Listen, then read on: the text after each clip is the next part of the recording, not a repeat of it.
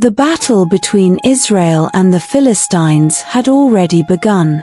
The Philistine army pressed forward with great force, and Israel was defeated.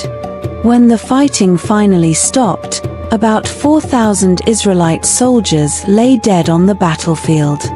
The survivors returned to their camp in confusion and sorrow. The elders of Israel gathered together and asked, "Why has the Lord defeated us today before the Philistines?" It was the right question. But instead of seeking the Lord through repentance and prayer, they decided on their own solution. They said, "Let us bring the Ark of the Covenant of the Lord from Shiloh, so that it may go with us and save us from the hand of our enemies." The Ark of the Covenant was the holiest object in Israel. It contained the stone tablets of God's covenant. Above it was the mercy seat, overshadowed by 2 golden cherubim, where God's presence was symbolically revealed. But Israel had made a terrible mistake. They were placing their confidence in the ark instead of the God who dwelt above it. Messengers were immediately sent to Shiloh. Before long, the Ark of the Covenant arrived at Israel's camp. With it came Eli's 2 sons, Hophni and Phinehas. These were the same priests whose corruption had polluted God's sanctuary, and against whom God had already pronounced judgment. As soon as the ark entered the camp, the Israelite soldiers burst into celebration. A mighty shout rose from thousands of voices. The ground itself seemed to shake beneath them. Across the battlefield, the Philistines heard the thunderous cry. They asked one another, "What does this loud shouting in the Hebrew camp mean?" When they learned that the Ark of the Lord had arrived, fear spread throughout the Philistine camp. They cried, "A god has come into their camp." Then they remembered the stories of Israel's God, the God who had struck Egypt with terrible plagues, the God whose mighty power had delivered his people from slavery. Fear gripped their hearts. They said, "Woe to us! Nothing like this has ever happened before. Who can deliver us from the hand of these mighty gods? These are the gods who struck the Egyptians with every kind of plague in the wilderness." For a moment, panic threatened to overwhelm them. But their commanders refused to surrender. They shouted to their soldiers, "Be strong and conduct yourselves like men, you Philistines. Otherwise you will become servants to the Hebrews, just as they have been to you. Be courageous and fight." The Philistine army stood firm. Then the battle began again. The Israelites marched into battle full of confidence. The ark was with them, as if victory was guaranteed. But they had mistaken the presence of the ark for the favor of God. The Lord had not commanded the ark to be taken into battle, nor had the people turned back to him. Their confidence rested in a symbol rather than in obedience. The Philistines fought with fierce determination. The battle quickly turned into a disaster for Israel. The Israelite army broke ranks. Men fled in every direction. The battlefield became covered with the bodies of the fallen. 30,000 Israelite foot soldiers were killed.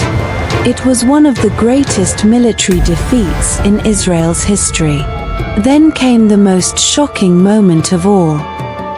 The Ark of God, the sacred symbol of God's covenant with Israel, was captured by the Philistines.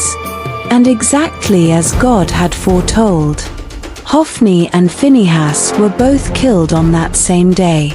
Not one word of God's judgment had failed. One man escaped from the battlefield. His clothes were torn. Dust covered his head, a sign of grief and mourning. He ran all the way from Ebenezer to Shiloh to deliver the terrible news. When he arrived, the city erupted in loud cries. People wept openly. Fear spread through every street. Outside the city gate sat Eli. He was 98 years old. His eyesight had become so weak that he could no longer see. He sat waiting anxiously because his heart trembled for the ark of God. When Eli heard the cries coming from the city, he asked, "What is the meaning of this uproar?" The messenger hurried toward him. Still exhausted from his journey, he said, "I have just come from the battlefield. I fled from it today."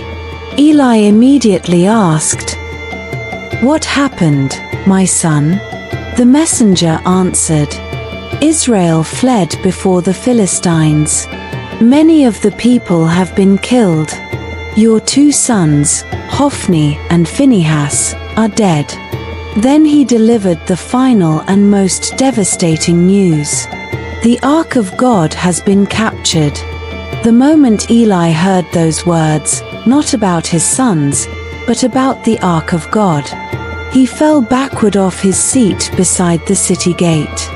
Because he was old and heavy, his neck was broken, and he died.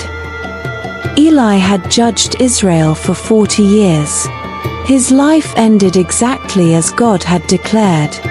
The judgment spoken against his household had begun to unfold. The chapter closes with Israel in mourning. The army had been defeated. 30,000 soldiers had fallen. The Ark of the Covenant was in enemy hands. Hophni and Phinehas were dead. And Eli, the high priest of Israel, was gone. Yet behind the tragedy, God remained faithful to his word. The defeat of Israel was not the defeat of God. He was removing corrupt leadership and preparing the nation for a new chapter under his faithful prophet, Samuel. As Eli lay dead at the city gate, the terrible news spread through Shiloh. The Ark of God had been captured. Hophni and Phinehas were dead, and the high priest of Israel was gone. Among those who heard the news was Phinehas' wife, who was pregnant and close to giving birth. The shock overwhelmed her. She went into labor immediately. As she gave birth to a son, the women around her tried to comfort her. They said, "Do not be afraid, for you have borne a son." But she hardly responded. Instead, with her final strength, she named the child Ichabod, saying, "The glory has departed from Israel." She gave him that name because the Ark of God had been captured, and because of the deaths of Eli and her husband. Then she died. The name Ichabod became a lasting reminder of one of Israel's darkest moments. Meanwhile, the Philistines carried the Ark of God to the city of Ashdod. Believing they had defeated Israel's God, they placed the ark inside the temple of their god, Dagon, beside Dagon's idol. The next morning, the priests entered the temple and found Dagon lying face down before the ark. They picked up their idol and set it back in place. But the following morning they returned to an even more shocking sight. Dagon had fallen again. This time, his head and both hands had been broken off and lay on the threshold. Only the body remained. The message was unmistakable. The God of Israel had not been defeated. He was demonstrating his power even in enemy territory. Then the Lord struck the people of Ashdod with a painful plague, and panic spread throughout the city. The Philistines quickly concluded, "The ark of the God of Israel must not remain with us." So they moved the ark to Gath. But the same judgment followed. People throughout the city suffered greatly. The Philistines then sent the ark to Ekron.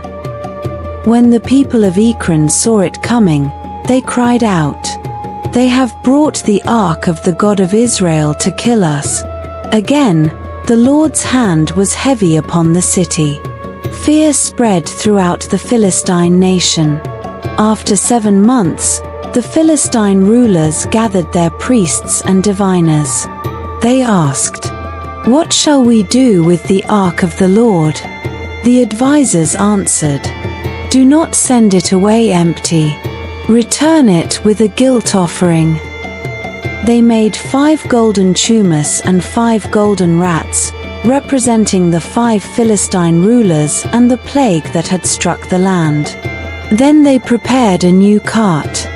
They yoked 2 cows that had never been worked and separated them from their calves. The ark was placed on the cart along with the golden offerings. The Philistines reasoned, "If the cows go straight toward Israel without anyone leading them, we will know that the Lord has brought this disaster upon us." The cows did exactly that. Without turning aside to the right or to the left, they went straight along the road to Beth Shemesh, while their calves remained behind. The Philistine rulers followed at a distance, watching in amazement. The people of Beth Shemesh were harvesting wheat when they looked up and saw the ark returning. Their hearts overflowed with joy. They split the wood of the cart for firewood and offered the cows as a burnt offering to the Lord. The Levites carefully removed the ark and the chest containing the golden offerings. The people worshipped and sacrificed to God that day. But some of the men of Beth Shemesh acted carelessly. They looked into the ark of the Lord, disregarding God's command that the ark be treated as holy. The Lord struck them because of their irreverence. The people mourned and asked, "Who can stand before the Lord, this holy God?" Realizing they were unworthy to keep the ark, they sent messengers to the people of Kiriath Jearim. The men of Kiriath Jearim came and took the ark to the house of Abinadab on the hill. They consecrated his son Eleazar to guard the ark. The ark remained there for 20 years. During those years, the people of Israel longed to return to the Lord. Then Samuel spoke to the nation. He said, "If you are returning to the Lord with all your hearts, then put away the foreign gods and the Ashtoreths. Direct your hearts to the Lord and serve him only, and he will deliver you from the Philistines." The Israelites obeyed. They destroyed their idols and served the Lord alone. Samuel gathered the people at Mizpah. There they confessed their sins, fasted, poured out water before the Lord as a sign of repentance, and declared, "We have sinned against the Lord." Samuel prayed for the people. When the Philistines heard that all Israel had gathered at Mizpah, they marched out to attack. The Israelites became afraid. They pleaded with Samuel, "Do not stop crying out to the Lord our God for us, that he may save us from the Philistines." Samuel offered a young lamb as a burnt offering and cried out to the Lord. This time, Israel did not trust in the ark. They trusted in the Lord himself. As the Philistine army advanced, the Lord thundered loudly from heaven. The mighty thunder threw the Philistine army into confusion. Their ranks broke apart.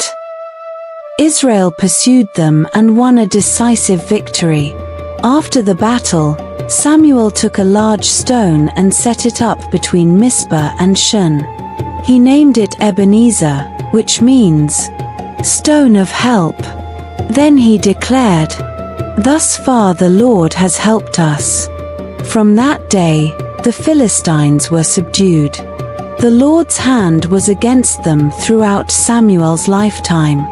The cities the Philistines had captured from Israel were restored, and there was peace between Israel and the Amorites. Samuel continued serving as Israel's judge all the days of his life. Each year he traveled on a circuit through Bethel, Gilgal, and Mizpah, judging the people of Israel. Then he returned to his home in Ramah, where he also judged Israel. There, Samuel built an altar to the Lord. With Samuel's faithful leadership, Israel experienced a season of repentance, restoration, and renewed fellowship with God. Did you enjoy the story? Please subscribe to our YouTube channel. This motivates us to create more Bible-inspired stories to share with you. God bless you.